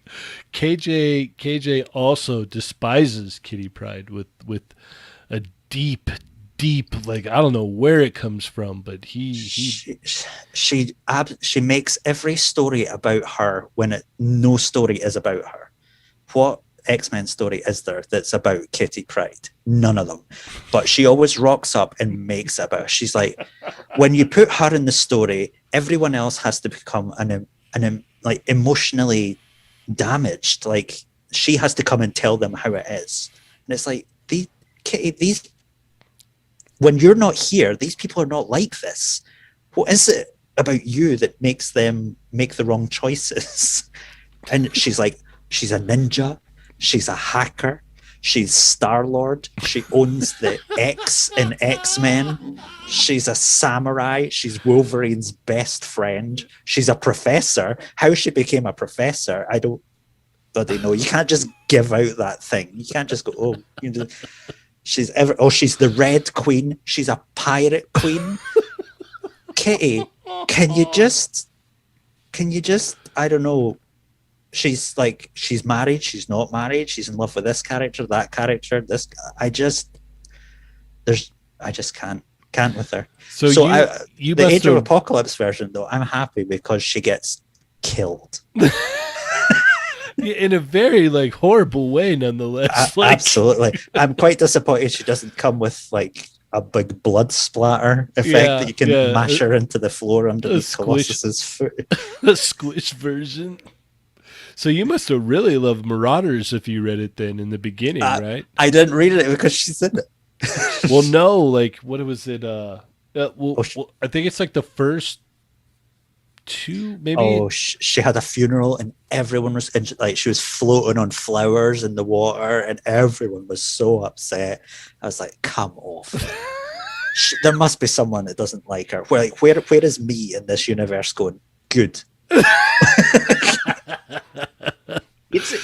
She was like the precursor to Jubilee though. Like Jubilee kind of took on that role as well. And yeah, I think Jubilee gets a lot more of the hatred of people that are a little bit younger than you and I. True. And also Jubilee gets a lot of the hatred from a lot of like the old school Kitty Pryde fans because they're like, who is this? Like this how is dare you make a character that's more relatable than Kitty Pryde? How dare you? That's grounded in the real world. Like Kitty Pryde, what is her parallel in Mutant? Like mutants are all about like being rejected by society or having some sort of not being on top all the time. And Kitty Pryde said, yeah, I've really never had any problems. But I'm here to tell you to get over yourselves. And come on, do the right thing, guys. It's like, oh, okay. But meanwhile, Jubilee's homeless in a shopping mall. You know? Like, I don't know. Oh, we could have you back and do a whole episode just about Kitty Pryde. She's my nemesis. She really is. She's. So I take it you won't be picking this one up then, huh? You know, if someone wants to send her to me, just for a laugh, go ahead. That's fine. I'll step on her myself. I'll remember that then. It'll be great. All right, let's move along to Victor Creed's Sabretooth. What are your thoughts on this one, Craig? Yeah, I'd insert it into myself. He looks quite attractive. Yeah, I mean, this is Age of Apocalypse. Sabretooth is the sexiest of X-Men. And he's great because not only is he Age of Apocalypse, but you also get an Exiles. Like I don't know if you guys read it, but I read Exiles, and like it's like he's awesome in Exiles as well. So it's like I love the fact that like it's like finally a good AOA Sabretooth. I love the fact that it's not on the Hyperion body. Dwight mentioned this. This is built on the modern Colossus buck body. So the one that came out a while ago that was the Colossus costume that no one wanted. Mm-hmm. It's built off of that, which cool, good. Use that body because it's pretty good. I love that bearded head that came with that Colossus. I still really like that figure. Actually. Oh yeah, I put that head on the normal Colossus. There you go. Like that. People with beards, man. Oh. This is a good. I wish he had claws. Yeah, but, I don't know. It looks good to me. It's a good one. Heck yeah! All right, moving right along here, we have Magneto. All right, thoughts on this one, Craig? I don't know.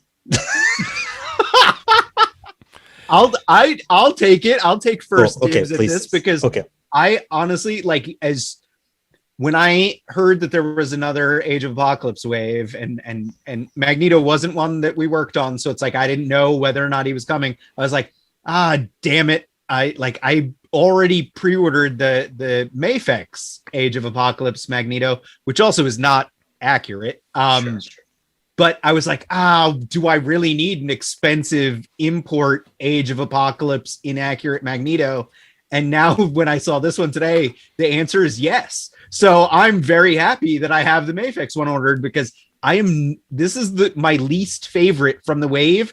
And this is the one that's packed 2 per case. So I'm just like, whoop, not for me.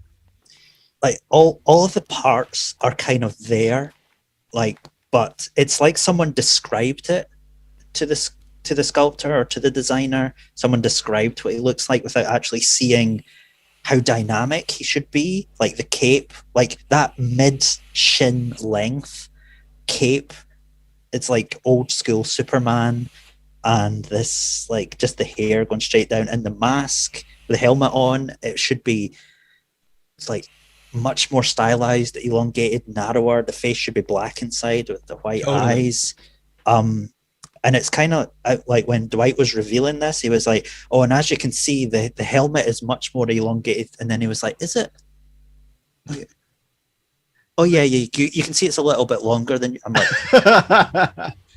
Yeah, I'm guessing they went with like a later design because this isn't the design that I remember like at all. I think this is from they did one where they went back to the Age of Apocalypse. Yeah, the return. X-23 was in it and that kind of thing. Mm-hmm. Yeah, his boots and gloves are supposed to be baggy, right? Well, that's like how I remember it. Well, yeah, even his like shoulder armor is very like toned down. Right.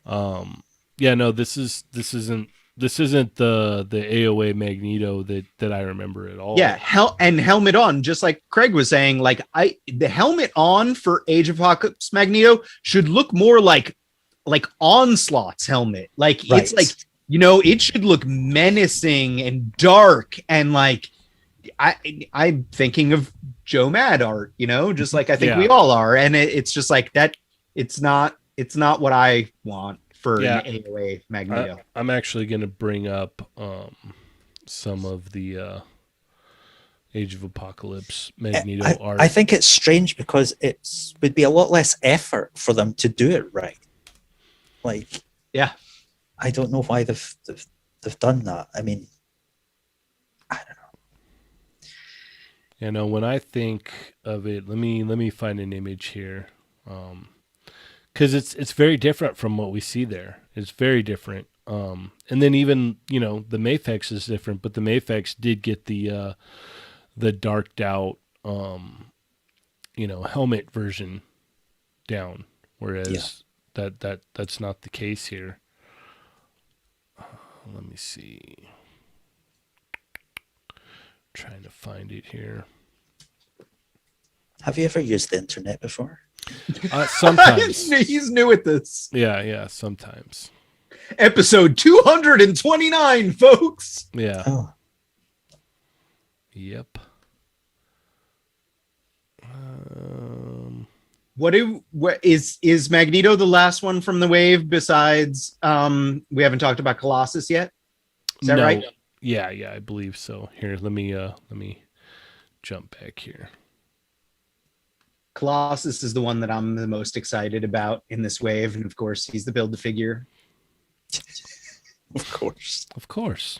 Do you guys have? We have a retailer here in the UK called Toys-R-Ama, and they split the bath parts. And they sell them separately. Dorkside does that here. They're an online retailer. I think they're based out of Tennessee, but they frequently split the Build-A-Figure out and sell that separately. It's usually around like $60 or so if you only want the Build-A-Figure. But you have to get on it quick. Mm-hmm. Yeah. Exactly. Yeah. All right, here is Colossus. Yeah. So Adam, this is the one you're hyped about? I mean, like, here's the deal. Like, I just like you guys, I bought these comics. So, like, I was into Age of Apocalypse when it was happening. I was a fan. I don't know that I need Age of Apocalypse action figures. So, like, I am with you there, Craig, that, like, in all honesty, like, my display, I don't have room to display, like, a separate, like, hey, these are my Age of Apocalypse figures. So they're currently all in bins with all of, like, my other Marvel Legends that I don't have room to display. With that said, we worked on it though, so I'm gonna buy it anyway because I am not financially responsible. I'm excited about this one because, like, the Colossus that I do want is shirtless. Like, I was just gonna say this one. Yeah, I want Outback era Colossus, or even like leading from the Outback into like when Jim Lee was doing, like, it's like when Colossus when he was doing Uncanny. Yeah, he was like a rampaging, like, under, like, what was he under? The Shadow King, I think. He was under his control, and they all started dressing sexy. It's like, oh, I'm evil. Oh, exactly. Chris Claremont let all his kinks out. So He's it's like that's Moira I want a shirtless Colossus. I'm totally into. I mean, like, if you guys know me, you know I like my shirtless things. This is true. This is this is up my alley. It's in the direction of where I want to go. That was a major takeaway for me when I saw this. I was like, oh, sweet. We're going to get Outback Colossus eventually then. Because this has Outback Colossus written all over it. Like, yeah, that's always the game we play when we see Marvel Legends. It's like, yeah, that's fine, but it could be better. As it's like, what are they preparing for? What are they, what is the real goal here? What's their secret agenda? Yeah. That's exactly what I thought. I was like, oh, sweet. So maybe we're going to start to tackle some of the Outback team then. That would be killer. All right. What are your thoughts, Craig? I don't need this, but it looks good. So there we go. All right. Totally good, fair assessment. Yeah. Agreed. I don't hate him. It's more than I could say for his wife that he steps on. Spoiler alert for the end of the Age of Apocalypse. It was funny because I was talking to Wisman earlier, and when the first wave dropped, he got the full Age of Apocalypse story and read it, and he was like, "Oh wow, I didn't know Colossus was such a coward." Like, he's like, he was saying today, he's like, I don't think a lot of people know, like, how Colossus was in that story. Yeah. It's quite brutal, that story. I like it a lot. Mm-hmm. And then we got the vintage card Spider-Man 2099. What are your guys' thoughts on this? This can eat my woo whatever. I don't know. Like, I loved this figure when it first came out, so I can't really, deny new collectors the chance to own it, but at the same time, I'm not into this retro card thing. Like, I think they look neat, but I wish they would like when they do the Spider-Man animated thing, like do this animated Spider-Man figures. Don't just put any old figure on this card. Like do that.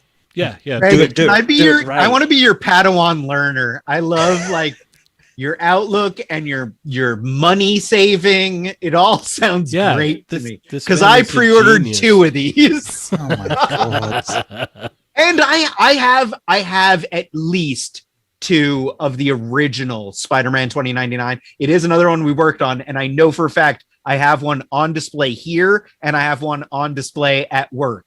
And it's like I pre-ordered 2 more of this new one, so I'm a moron. Yeah. Then we got. Oh, go ahead, Craig. No, I just say I absolutely love the original figure. Like I say, the dynamic hands. I love hands on action figures when they're really expressive and they really add to a pose rather than just fist or slightly open fist. So I love that, and I love the original figure. It was such a standout figure for its time. So yeah, I'm happy that people can get another chance to own it. Mm-hmm. But the retro angle, nah, I don't need that. So they had we didn't get a chance to post, but they had 2 other things that were pretty major. They showed off Tigra. Oh yeah. What were your thoughts on Tigra? I think she looks really good. Interesting. It looks new. I mean, her bikini is literally sprayed on, you know. But then that's kind of Tigra for you. But she's got, you know, exciting. I like to do this when I'm live streaming. She's got really exciting hands.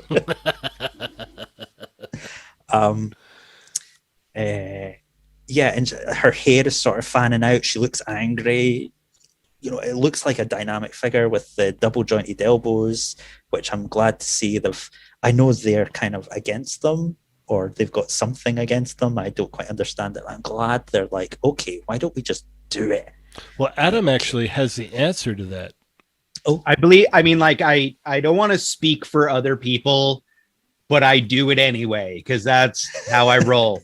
I believe that the main issue previously was with the double jointed elbow on a female, and because their arms are skinnier, it was the pins that were the big detriment to why it wasn't being done, because aesthetically the double jointed elbow and then having 4 very visible pins in the arm was deemed too ugly.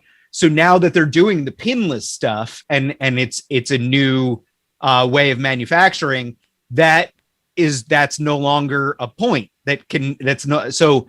Going forward, I think we will see more of this because of that step forward in manufacturing. We didn't work on this Tigra, but I think she looks really cool.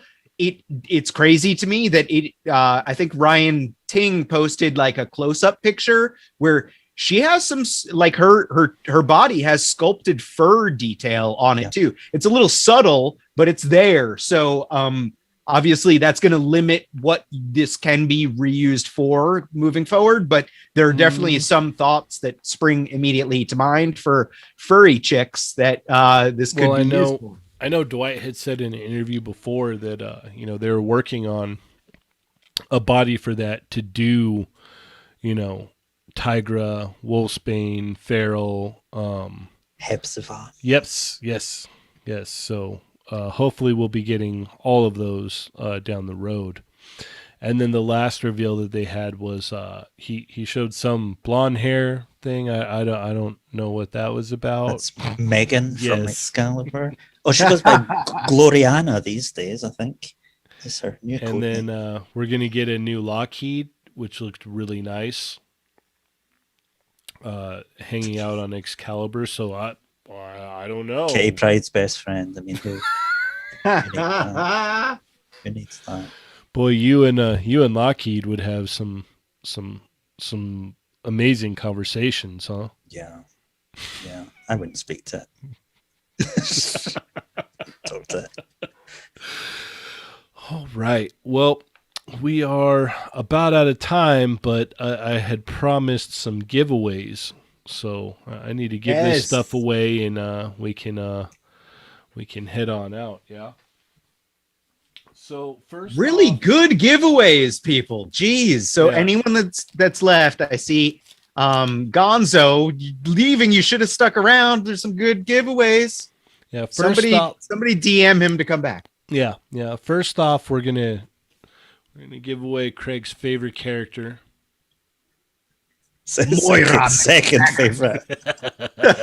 I used to love Moira McTaggart, and she lied to me. Lying to me. That was a really bit it's like Cheney, while you're figuring out how you're gonna give this away, but seriously, her suddenly being outed where it's like, oh, I'm a mutant. Like I was just like, what? Where have I felt like my it rocked my world. I mean, I was like, I'm still at the point. It's like it can't be her. It can't. She's dead. Like she died.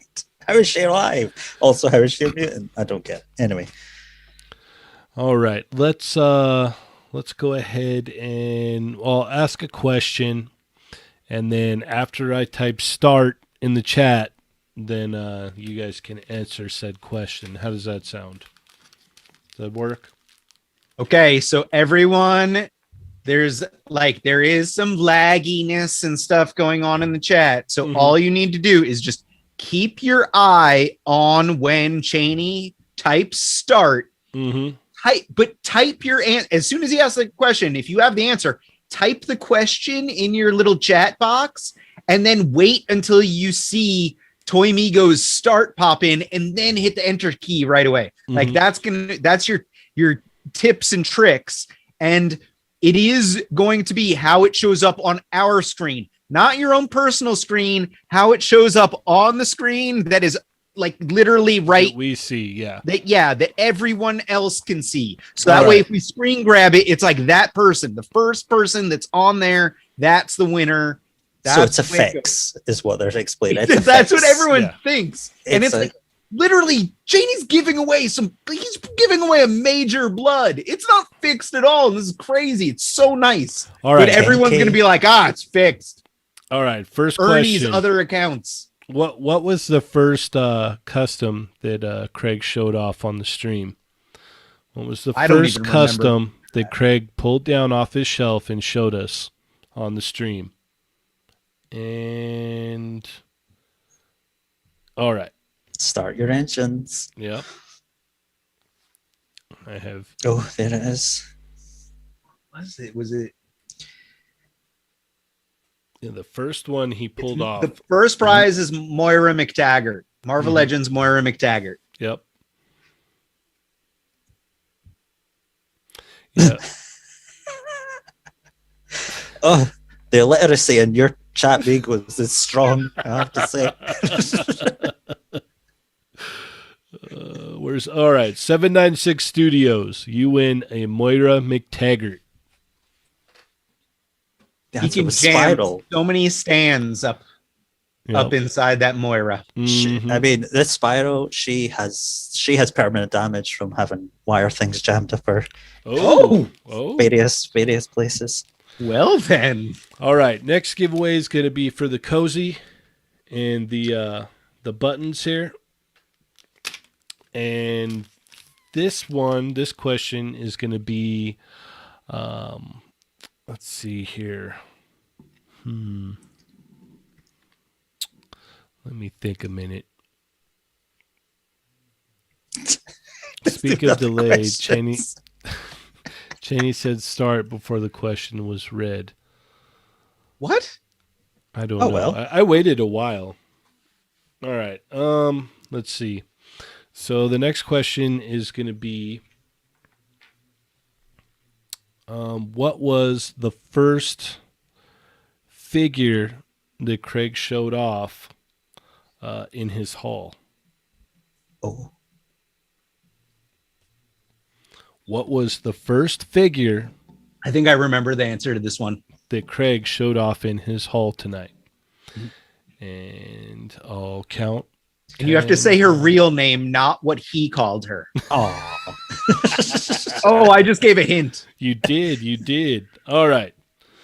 So I typed in start, and that is for the cozy and the pins. Look at that. People have been paying attention. Yeah, we got right answers immediately on that one. Yeah. Renee Garcia, send us a message, and I'll get this stuff out to you. Boom. It was a Sage Ventress. Yay! Not the bald bitch. Someone said Sinead O'Connor, too. That Space Sinead. I wanted to make a Sinead. joke about that too, because you were talking about Sinead O'Connor, and I was like, oh, but Asajj Ventress could use her lightsaber to slash the Bible in half. Tear up a picture of the Pope. Yeah. All right. Next one we're giving away for our 10K celebration here is Retro Card Rogue. And as you can see, this thing is nice and straight. Christine, it's Ernie. Well, at least something's straight. Whoa! I mean, It's depressing. it's accurate. So this one is the question is going to be what was Craig's favorite Age of Apocalypse character? Craig's favorite Age of Apocalypse character. Not much straight about him either. Oh, no hints. No hints. Come on. Now everyone's saying North Star. What? Why would they say that? Have you put 'Cause start you in the chat? Oh, you wait. All right. Now I did. Now I did. This is the kind of professionalism I'm here for. Yes, exactly. Nothing but professionals here. Yeah. And there we go, immediately. Yeah. Got the wrestling hound. Woo! Woo! Send me a message, either Toymigos or Cheney 180, either one. All right. Now the last one. Oh my goodness. The wrestling hound ended up typing Iceman twice. Hey, you know what? He's excited, okay? Okay, good. He's got a rogue coming to him. Did it. You won. All right. This one. This is crazy pills. Can I win this one? No, you No. already have one. I do. I don't need to. You don't need another one. All right. So this one is for Major Blood. Let me think of a. Give me a second here. Let me think of a good question, and then. Yeah. Hold on. I'll actually be right back. Oh, Yeah. my Hold goodness. on.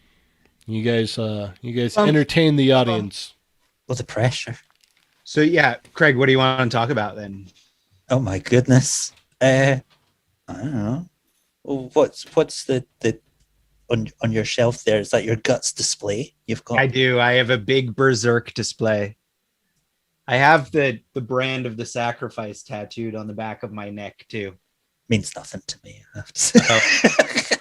Well, you knew Guts, so I went like it's the brand that he gets after the awfulness that happens. Just like in Beastmaster. yes, just like in Beastmaster. Exactly. Which came first? He has little chipmunk friends, and yeah. And he goes and he bathes with he spies on a naked lady bathing. And then probably falls in love with her. She's really into it. Yeah. You know, I used to have beautiful blonde hair, and as a child, I used to put my mother's necklace around my head and pretend to be the Beastmaster. That's also we've already discussed this. You and I are like pretty much the same age. I think you're 43 already, right? So you're a couple months older than me. I've not had my birthday yet this year, but Beastmaster is one that I saw at a drive-in movie theater. Amazing. Yeah. I've never been to a drive-in. Not a thing. Oh, they don't have those in Scotland or in. I mean, the weather's awful. Why would you go outside? I mean, they have a lot of like grassy area that they could. It's all on a hill. Oh, all right. Watching it Fair enough. All right. I don't know what I missed. All I saw was that was intense. Okay. We're talking about naked ladies. Oh, We were. I like that subject. Let's see here. So the question for the Major Blood right here was going to be where did Craig say his husband was from? Oh my goodness. Ooh, that's a good one. I think I remember. It's Don't say it. one of two different states that starts with Just stop. So where did Craig say his husband? Where did was Krug's husband come from? Krug. My name's Craig Warrack. Craig Warrack McTaggart. Oh my goodness. I think we have a winner. Even though you didn't Punker type Mike? star, even though you didn't type star, but I think we'll wait with it. Yeah, I just typed start. So Oh, Cheney. Jeez. what? Gosh. Always with the giveaway. Should we give it to the first one then? no, the rules are it's whoever says it after you type start. Stick Okay. to the rules, woman. Okay. All right. Whoever types Krug first. Yeah. Ugh. Krug. Yes. So for me, what does it say for you guys? What do you see? After start, the winner is Urban Spidey. Oh. Erdem Spurder. What do you see, Adam? Yeah, that's the first one that I'm seeing after you typed start. But Even before that, it was Punker Punker Mike. Yeah. I before- think that what you should do is make Punker Mike and Urban Spidey fight. Ooh, I like that. Or kiss. Or that too. Yeah. Well, that's how I want the fight to Well, end. Urban Spidey is down for that. I don't know about Punker Mike, but tell you what, this actually works because I sent Urban Spidey a Echo for free already. So we're gonna give this one to Punker Mike. Oh, Urban Spidey, you just got screwed. No, he didn't. Urban Spurger. Yep. So, huge shout out to everyone. Thank you so much. Thank you to the mods, Berserk, Urban Spidey, My weird hair. Adam's Weird Hair, Mervine. Massive shout out to 80s Baby and Lago Figs. Bernie, we miss you. We do. Very much. Yeah. Thank you to Papa Schmitty. Thank you to Sergeant Bananas. Thanks to Boog over at ACBA. Thanks to, Michael Wisman and Rectangular and Al Chang, the DMC. Man, thanks out to so many people, man. Like, this has been awesome. I noticed in the chat, Craig, that a lot of people were asking for a episode 2 with you. Oh, a follow up. Craig back. Bring Craig back. Bring Craig back. Sure, whenever you Bring want Krug to back. get me up at 3 a.m. I'm perfectly happy to be. Well, maybe next time we could push it back an hour if you want. No, I will be here for everyone. Don't worry. Okay. I got nothing going on. Don't worry about it. All right. Fair enough. Well, thank you so much for taking, the time out of your sleeping schedule to come hang out with us. Thank you for having me. Oh, look at that. Also, thanks to Toying Around, Kevin. We've been having a lot of fun over the last year. Huge congratulations to him as well. He hit his 1 year mark, so that's amazing. Kevin's out there doing amazing things over there. If you guys aren't, subbed and tuning in to Toying Around, I don't know what you're doing, man. Get over there. Like Omar Vasquez just said, I look like Captain Marvel with my haircut. I was gonna say, I do. It is kind of like a female soccer player. That's what I was going for. Yeah, thank you to everyone so much. Yeah, we'll definitely have you back, Craig, for sure. Maybe even on a mini, because I think a mini would be might be too late at night. The minis are at 5 p.m., so that's yeah, way early in the morning. Yeah. I'm Shakira. Whenever. And my breasts are humble, so you don't confuse them with mountains as well. So I want to see the shaking. The sad part is I know exactly what he's talking about. Think out loud, say it again. I like it ending with a musical segment. I love it. I thought for sure Baron Zemo style dancing. I thought for sure we were going to go out singing Aqua songs. Yeah. Let's do it. Yeah. Roses are red and violets are blue. Oh, I don't know that one. No. It's on the same record. Oh my goodness. All right. Where can we find you at, sir?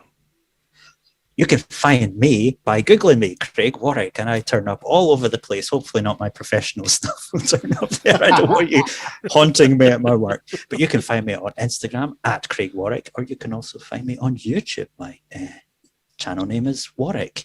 And if you want to hit up Pornhub as well, I'm on there. Go for it. Go for it. I know what I'm doing tonight. Not on there. Or if I am, it's not under my own name.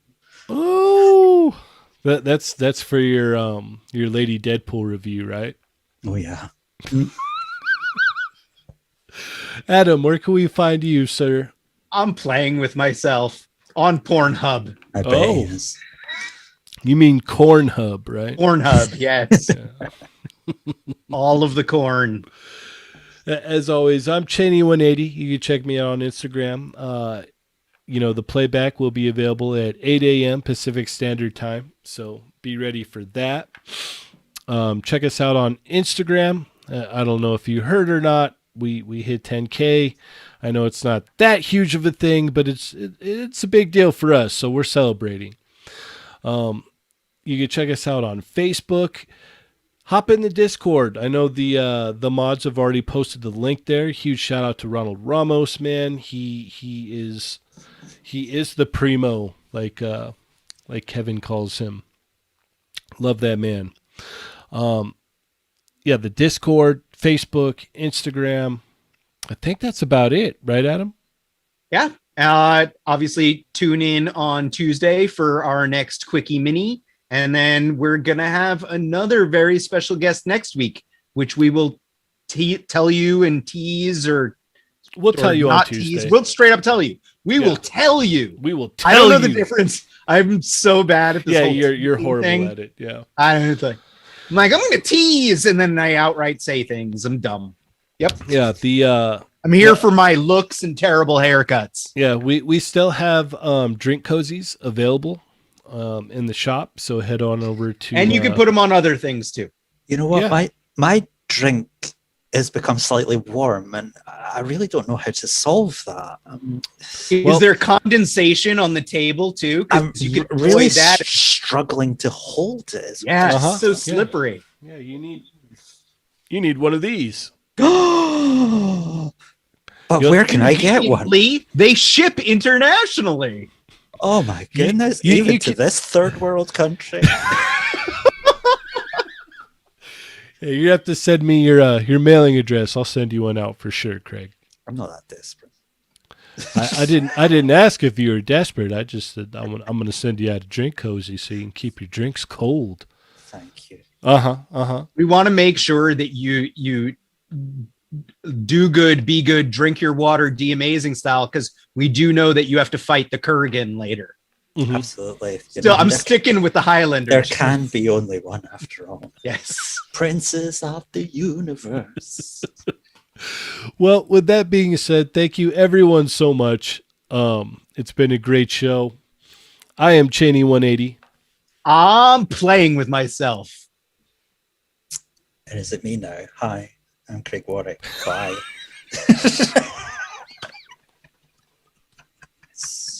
Krug. I am Krug.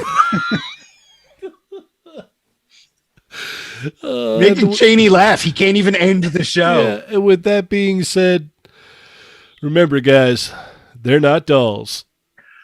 Plus Ultra. We love you, Bernie.